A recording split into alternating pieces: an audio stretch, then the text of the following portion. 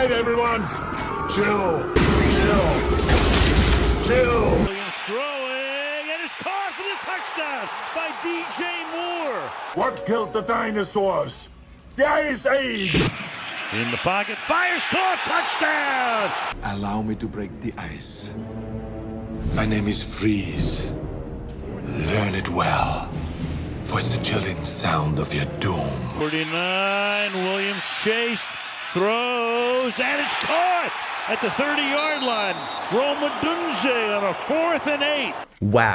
Wow. This year's wild card round is over, and I have no other words other than wow. I'm just kidding. I actually have a lot of words. Shit, I don't think I've had that much fun watching the NFL in a very long time. Mostly because I'm a Raider fan, and shit ain't been fun for the last 4 or 5 years. But holy moly, this weekend was amazing. In this video, we're going to talk about all the games that happened this past weekend, and see if my predictions from last week were right or not, and make some new predictions for the divisional round coming up later this week. To kick the weekend off, we had what was arguably the best game of the weekend, with the Rams at the Panthers. To be completely honest, I, along with many other fans, completely wrote the Panthers off, thinking they didn't deserve to be here because they were, 8-9 going into the playoffs and won their division with a losing record? But at the end of the day, I'm really glad they were. This game started off a little shaky for them, and I was under the impression the game was over when the score hit 14-0. The Rams quickly took a commanding lead after a Bryce Young interception, and Puka Nacua and Matthew Stafford were low-key going crazy out there. But the Panthers stayed in it. You figured they would have ran off with their tails between their legs, but they held in strong. They dialed up a really nice drive that resulted in 7 points, making it a one-score game. At this point, I was like, okay, we got ourselves a ball game. Bryce Young put the team on his back and played his fucking heart out. He ran in for another touchdown, making the score 17-14, and honestly, all 3 phases of the ball looked pretty decent out there for the Panthers. They kept it close all game, and just to reiterate how crazy this game was, there were 4 lead changes in the fourth quarter. Panthers took a 24-20 lead, then the Rams came back, making it a 27-25 lead, then the Panthers drove down again with an amazing pass from Bryce Young to Coker to reclaim the lead with 31 points to 27. Now this last drive really pissed me off because the Panthers completely changed the way they were playing defense, and if they would have kept playing at the level they were playing at, they would have won. But they didn't. For some reason, they were giving Stafford so much time to throw. They were giving the receivers so much space and just letting them fucking just do whatever they wanted on offense. They drove down the field with ease, scored a touchdown, and made the score 34-31. I could not believe it. I'm not even a Panthers fan, but I really hope they can take what they did in that game, take that momentum, and go crazy next year. I feel like the Panthers deserve it. I feel like their fans deserve it. And it'll make for a very interesting NFC South next year. And speaking of, it was just announced that the Panthers picked up Bryce Young's 5th-year option after this game, after seeing how good of a leader he was and how strong his play was in this playoff game. Now for the game that everyone has been talking about, the battle for the North. And honestly, I thought this game was over by halftime. The score was 21-3 at the half. But to make a long fucking story short, the cardiac Bears magic shine through once again. The Bears slowly chipped away at the lead, and the Packers offense essentially left the building in the second half. They were nowhere to be found. Jordan Love couldn't get anything done. The run game was non-existent. Just the Bears defense just fucking locked in. They finally got a Matthew Golden touchdown late in the fourth quarter, making the score 21-16, but the Bears did not give up. Brandon McManus, the Packers kicker, folded like a fucking blanket, dude. That guy was missing left and right. And his missed kicks were honestly the difference in this game. He missed a field goal when the score was 27-24, which would have made it 34-24, but he missed. The Bears drove downfield, scored a touchdown, making the score 31-27. At this point, I turned the game back on and I was sweating. I stopped watching at halftime because I figured the game was over like everyone else did. And I checked the score and I was like, holy moly, I got to get this shit back on right now. Now, I had the game playing on my phone and I had Tom Grossi's stream reaction to the game on my fiance's phone. And we were just watching both screens side by side, watching his reaction and watching the game. And I have never seen a man more broken. But we looked on as the Packers fucked up more and more. And the Bears walked away with a very, inspiring win. A much deserved win. Next, we had the Bills at the Jaguars. Now, I didn't watch this game because I slept in like a motherfucker, dude. And that game was at 10 a.m. I didn't wake up till like noon that day. I ain't gonna lie to you.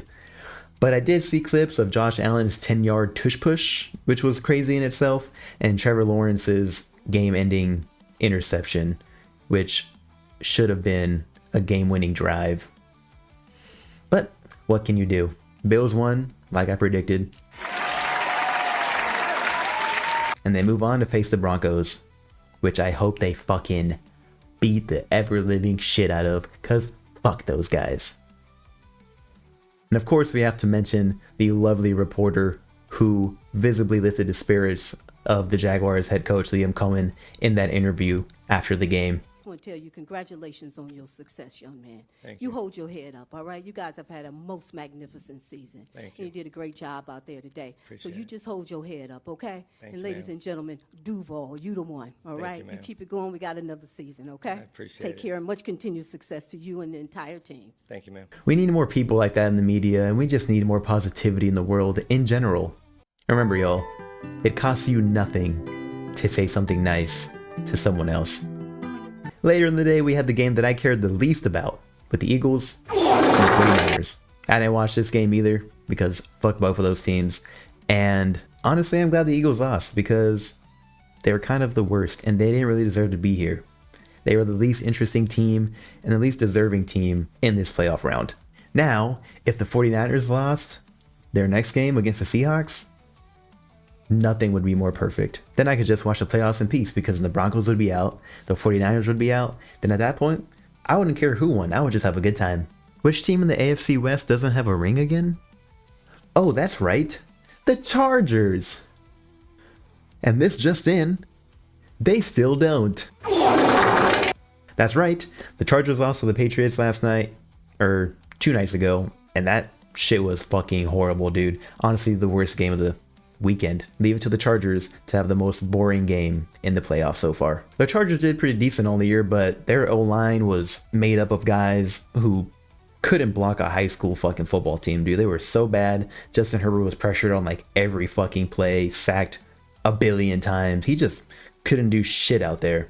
And the Patriots took advantage, and they easily wiped the floor with them, moving on to the next round. And lastly, we had the Steelers and the Texans. It's crazy to me how last year CJ Stroud was out there giving advice to Caleb Williams after beating him, like, hey man, you got a good career ahead of you. Don't even worry about it. Just keep pushing. And then to play a playoff game like that, like he did last night, is absolutely insane. He was doing everything he possibly could to lose that game. He looked so panicked in the pocket, throwing interceptions, fumbles, just looked fucking terrible out there. And he honestly got carried so hard by that Texans defense. That Texas defense is scary, terrifying, dude. Like, ain't nobody beating that. I wouldn't be surprised if the Texans made it to the Super Bowl off their defense alone. For the longest, the score was 7-6, and that was it. But then the Texans defense kicked it into second gear, third gear, fourth gear, fifth gear, and fucked the Steelers offense up, scoring 12 points while the Steelers only scored 6 on their offense, which is absolutely insane. And to top it all off, the final Steelers drive resulted in an Aaron Rodgers pick 6, which sucks because that may have been his last play, his last throw in the NFL. What can you do? All in all, this past weekend of football was one to remember. And if you missed any of it, or missed any of the good games, shame on you, because you missed fucking peak cinema. Now, before we get into the predictions of next week's games, let's address the elephant in the room. Yes, I know in my last video, I said the Packers were gonna win, which would mean my predictions would be a 5 out of 6. However, I meant to say the Bears. I was hyping up the Bears literally 20 seconds before that. Why would I pick the Packers? You know what I'm saying? So, off a technicality, and because this is my channel, I'm going to say I went 6 for 6 in my predictions last week. Fuck. Let's see. Next week we got Buffalo at Denver, Houston at New England, San Francisco at Seattle. Sorry, I can't read, y'all. And LA at Chicago. Now, my predictions for those games are as follows.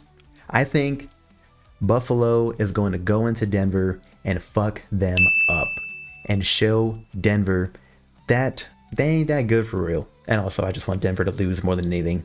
Then we have Houston and New England. And I think, based on how that Texans defense looked last night, I don't think Drake May is beating that. I don't think he's beating that one bit. So I think Houston's going to take that, with the AFC Championship game being between Buffalo and Houston. Predictions for that coming next week. So stay tuned. And then we got San Francisco at Seattle. And I don't know, I feel like that game could go either way. Jesus fuck, I can't talk. Anyway, during their last meeting, the Seahawks fucked up San Francisco. I don't see this game going any other way, so I think Seattle wins again, sending San Francisco up again. And then we got the Rams at Chicago. And as much as I want Chicago to win this game and go to the NFC Championship, hell, even the Super Bowl, I don't think they're beating the Rams, dude. Puka Nacua and Matthew Stafford, they're just too good, dude. I think the Rams beat the Chicago Bears to advance to the NFC Championship game again. Well, there you have it, folks. There's my little reaction to this past weekend's games, my predictions for next weekend's games, and give me your predictions as to what you think's gonna happen next weekend, and I'll catch y'all in the next one. Peace.